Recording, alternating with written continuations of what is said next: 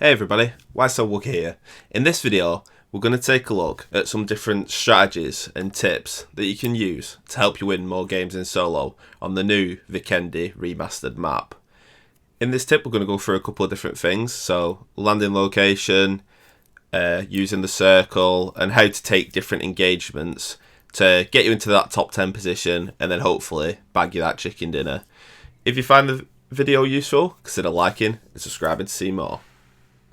Now, before we jump into the game and go through the match itself, I thought it'd be useful to go through a couple of the different landing locations that I tend to land out on this new map and explain why I do it and what benefits it'll give you.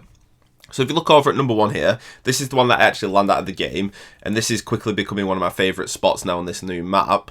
This little village here where the marker is has always been there, even in the old version of Vikendi, but what's new is the train lines. So you've got this line here that goes all the way around the map, that's the red train, but you also have the separate train line that goes this way into the map towards coal plant or whatever it's called. Now the reason this is good, not only do you get the buildings here, so you've got about 6 buildings there. Now I'd probably say you always come out of there, you know, 2'd up or 1'd up with, you know, bags, vests and helmet, 2 guns and semi-attached. The 2 platforms themselves as well also have loot. Now since I've been doing it, you can get the timing, so by the time you've done this, you're just coming out, the first train arrives, which is the blue one on this eastern track, and it arrives here. So you'll have looted the platforms. You can even loot the train because there's some pretty good loot on the train before it goes again. And if you don't need to head in that direction for the, you know, for the match, you can hop off and then wait for the red one to come. Now, if the red one comes and you need to get on that one, again, there's lots of loot on the red one. It's a very long train, and you can ride it. So that not only is it good for the loot, but it's also good for mobility as well. But it's good for cars. So there's crossroads here, here, and here. You usually always have a car at least one of them, and then you've got the trains that'll take you to the various stations. So it's very good for mobility, so that no matter where you have to go in the map, you're going to be able to get there. So even if you're miles away from the next ring, it's not really a big issue with this landing position. In the second one, kind of similar. So this is just south of Dobra Maestro. Little village here, 4 buildings, and then here again is a train station. This is the exterior train line, so it'll go south and then follow its way around the map. If you need to go north or east, the train isn't a good option. However, you've got crossroads here, here, here. And again, you usually always get a car, at least one of them. The best thing to do if you need a car, what I tend to do, is once you've looted here and here, run down to this village, which you can loot, and then follow the road round like that. And you're just going to find a car, which is pretty good. Number 3, you've got a couple of different ones around here. So this is the end of the train line from number 1. So you've got a town here, here, and here. And again, if you need to go west, you can hop on the train and do that. If you need to go east, you can hop on the train and do that.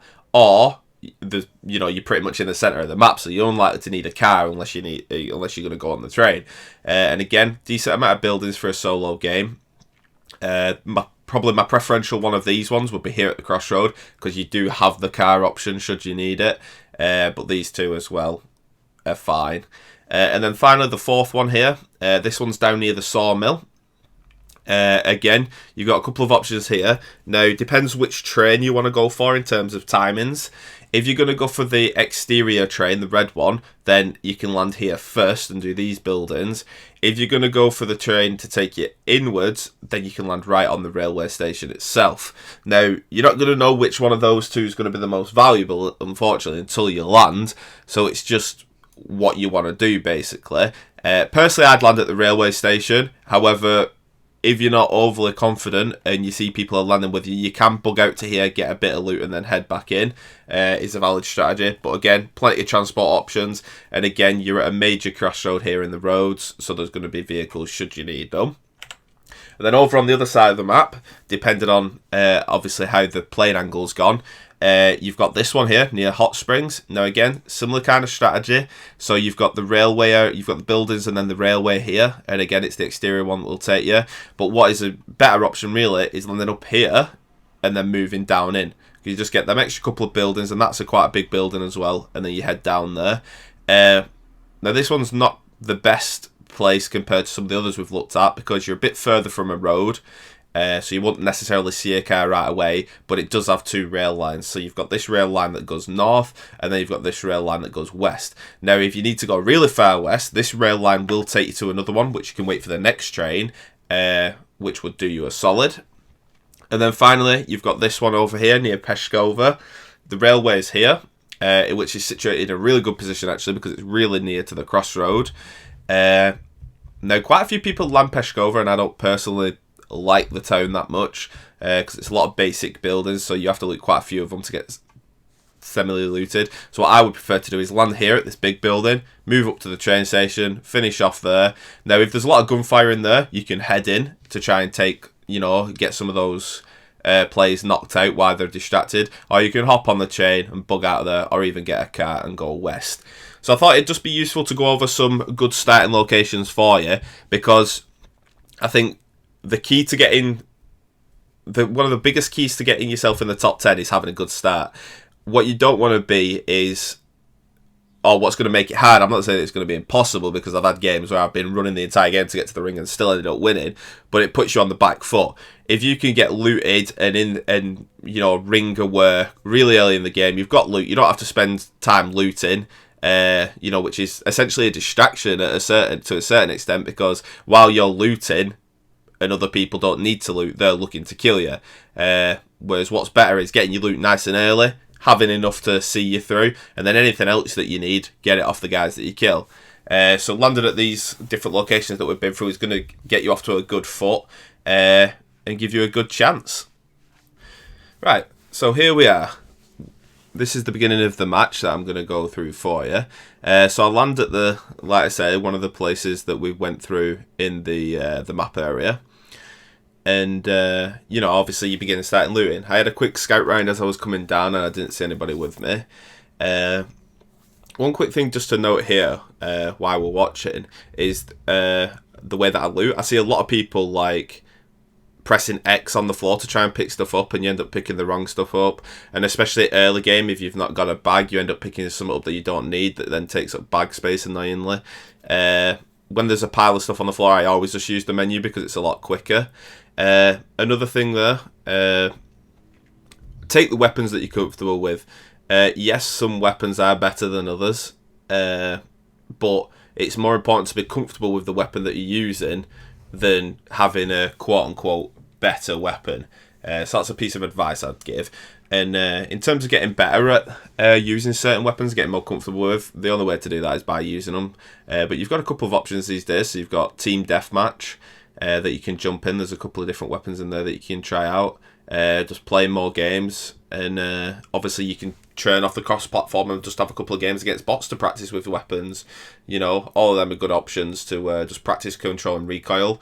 But most importantly, when you jump into your full games, you'll be more familiar with them. And that's good.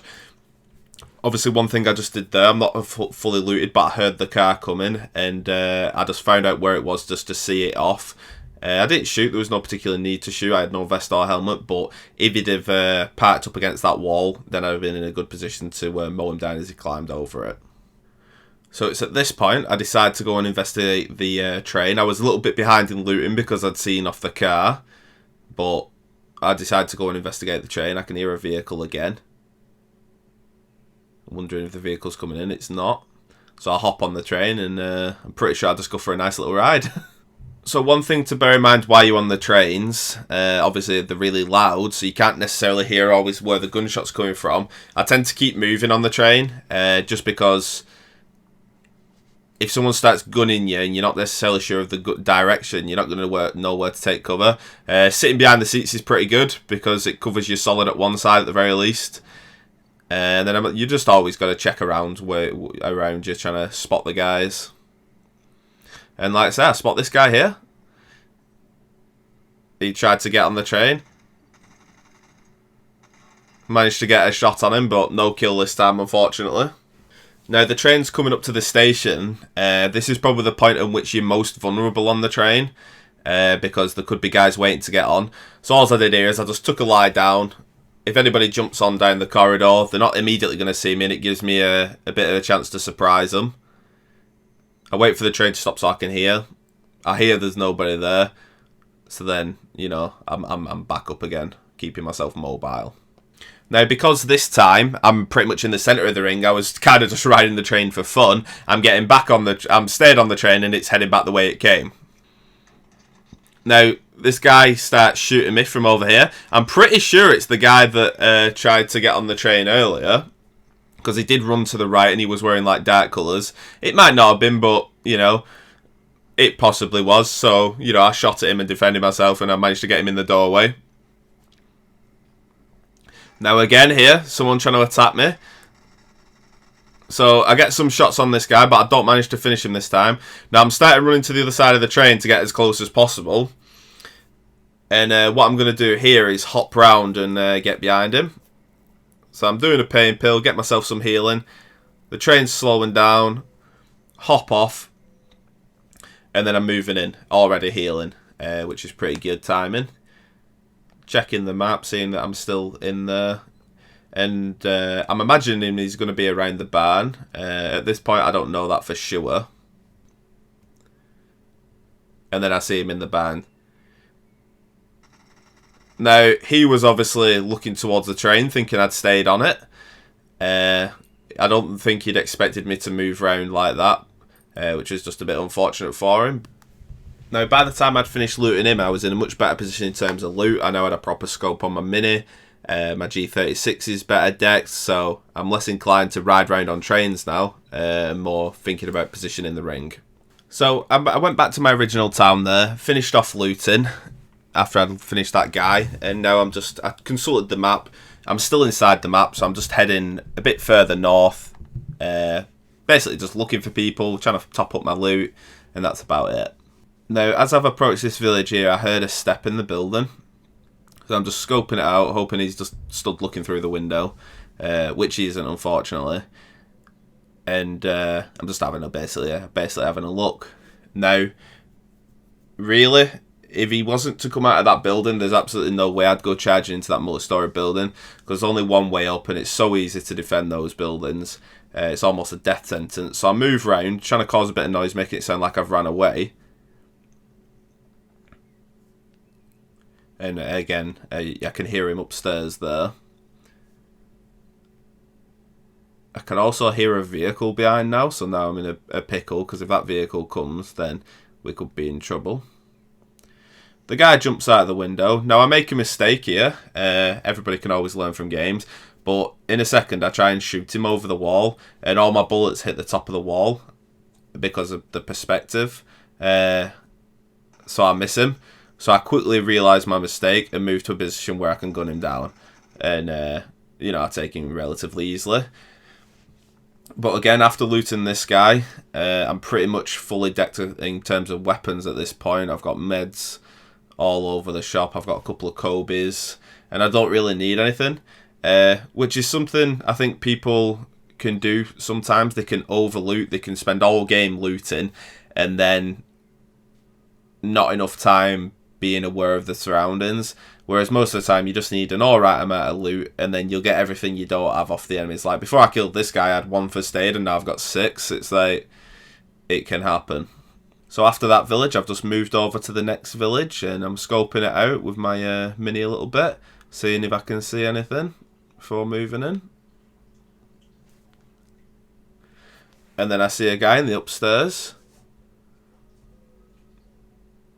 So I'm basically just waiting to see if he'll just sit looking out the window before moving up. And then he comes onto the balcony. I could have shot a little bit earlier on here, but I wanted him as far away from the door as possible, or to at least make sure I land my shots. I know that he's got a bolt action. I think it's a Mosin.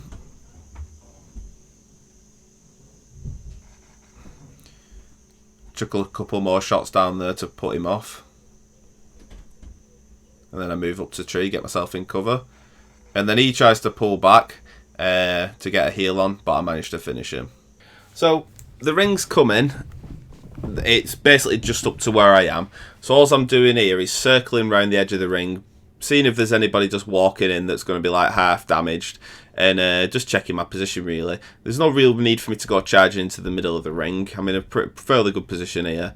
Good sight lines all round. So I'm just checking for people, seeing if anybody else is rotating round, moving from cover to cover, you know. Now I do see a guy here, and I wasn't very quick to take him. I think he's got a 1 helm there from what I can tell. He eventually spots me as well, and he's quite good with his movement, and I just miss. But luckily I was suppressed, so he doesn't immediately know where I am. He does work it out though, and then I get a shot on him as he tries to shoot me, and then he runs over the hill. So I took a shot after him as well. I can't see him now, and then I immediately move, because as he comes back over that hill, he's going to know where I was. So something to do with snipers is shoot and move. So it's a good tactic to do. Now again, at this point, I'm not sure where he's gone. He could have just backed completely out. So I'm moving over to this barn. It's quite a likely place for someone to just be sat in with it being in the ring, so I'm quite cautious. But luckily it's unoccupied. Now at this point in the game, there's 10 players left, so it's a top 10 situation. I'm just checking towards the way where the sniper battle had taken place, as well as just checking my surroundings. Now the train goes through, which is a big audio thing, so if someone had seen me coming here, my tactic for them would have been to sneak up now, because I'm less likely to have been able to hear them. However, that doesn't happen in this occasion, but it's just a tactic worth knowing. Surrounding audio is useful, so it's like you could use the same thing if a care package plane went over. It's masking the audio of your footsteps, so you can get close to the building without anybody noticing. Then there's gunfire over in the distance. I try and get eyes on it, and if I could see them, I would shoot them, because again, top 10 situation. If you can take a guy at the game, that could have been the guy that killed you in the end. And then I actually saw a guy there as I was watching the replay, but I didn't see him in real life. If he was quick, he was running just below as I zoomed in again in the field, but I missed him in real time. And then I see this guy, he's circling around probably from that gunfight that we heard slightly earlier. And I'm just biding my time with him. There's no rush to shoot him. And then I decide that this perimeter wall is a good place to wait on him coming in.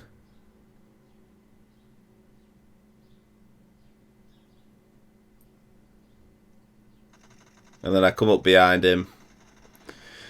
I missed a couple of shots, but we had a bit of a gunfight, and then I took him out. Again, I'm doing a pain. I'm keeping moving. I'm checking my surroundings, making sure there's no one about to pop me. Because one thing that you've got to bear in mind with Vikendi is there's a lot of bolt actions spawned, so a lot of people are going to have them. So it's always worth noting that your 2 helmet isn't going to save your life in that situation. I decide to move a little bit just in case someone else can get an angle on me, because I'm unaware of what's going on down this hill.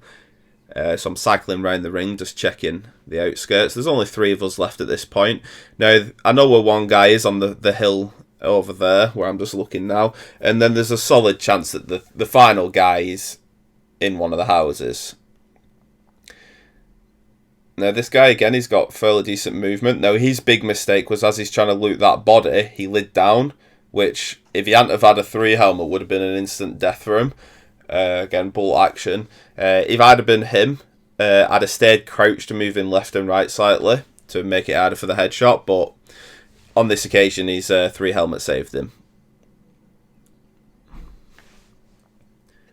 So I've moved into the buildings. I'm seeing if I can hear anything whilst getting a boost on.